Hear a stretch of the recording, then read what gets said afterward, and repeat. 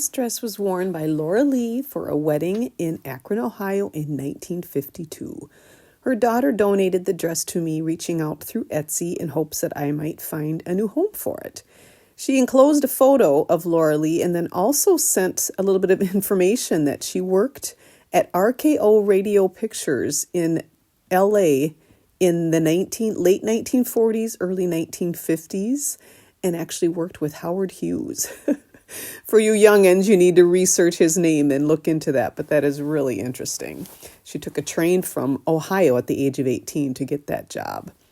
The dress here is made out of lace over satin. I love this detailing of the applique lace on it. But from experience, I know that the lace at this point on those sleeves is not going to make it. So I just went ahead and preemptively took that off. Took the buttons off because those are already rusted. So I decided as long as I'm taking the sleeves off, I might as well make it a little bit bigger. So I enlarged those side seams and then did a first soak in retro wash. And then, of course, one of my go-tos for getting rid of yellowing is sodium perborate. I did do it in my immersion circulator tub this time because I was going to do a little bit longer soak.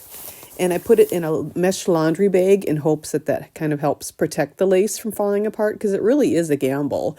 When I do these lace dresses, sometimes they just don't make it. And I kind of chickened out. I was going to do 6 hours, but I ended up doing it for 4 hours, and look at that water. And then to rinse off this sodium perborate, did another retro wash round, and then hung it to drip dry, towel dry, and then put it on my mannequin. And I could see at this point it fared quite well. So I tried a bunch of different things. Long story short, to replace the sleeves, I ended up cutting off some of the train. So the train is still there, but it's shorter, but it was just enough fabric to allow me to make new sleeves. I put some Swiss net underneath, which has a little bit of stretch, just to give the lace a little bit of support, which means I had to rehem the trains. And then I replaced all those buttons because they were rusted, did some pressing. Here you can see the color difference from the sleeves that weren't washed to the after. So now the buttons are lovely. They're no longer rusted. And you can see here that that sleeve is much better. And those lovely applique accents stand out so well. I love that cute little collar too. I think that's such a sweet detail with the sheer upper bodice. It's got the full skirt, which I believe she probably did wear a crinoline underneath. I show it here without one. But this dress is now clean and ready for another bride once again.